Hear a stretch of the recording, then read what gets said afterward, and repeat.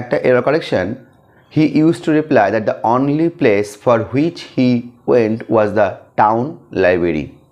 তাহলে এই সেন্টেন্সটার মধ্যে ভুল রয়েছে। হি use to reply that the only place for which না, তাহলে যেই দিকে যাচ্ছে সেই দিকে যাওয়ার জন্য আমরা প্রতি বা টু প্রিপোজিশন ইউজ করব, ফর নয়।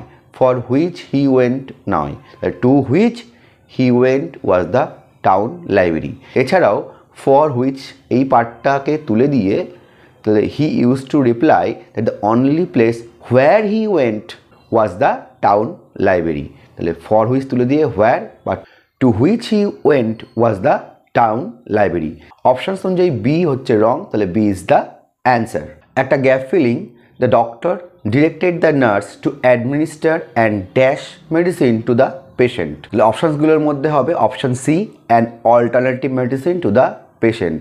The doctor directed the nurse, doctor নার্সকে ডিরেকশন দিয়েছিল টু অ্যাডমিনিস্টার তদারকি করতে, অ্যান্ড অল্টারনেটিভ একটার পরিবর্তে আর একটা ওষুধ দিয়ে দেখো, তাহলে an alternative medicine to the patient. অন্য যে অপশানসগুলো আছে অফিসিয়াল মানে অফিস সংক্রান্ত, যেটা হবে না।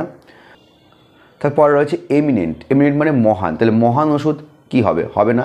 আর ইনসাইটফুল অপশান ডি মানে অন্তর্দৃষ্টিপূর্ণ, তাহলে অন্তর্দৃষ্টিপূর্ণ ওষুধ কোনো রকম হয় না। তাহলে option C is correct, and alternative medicine to the patient.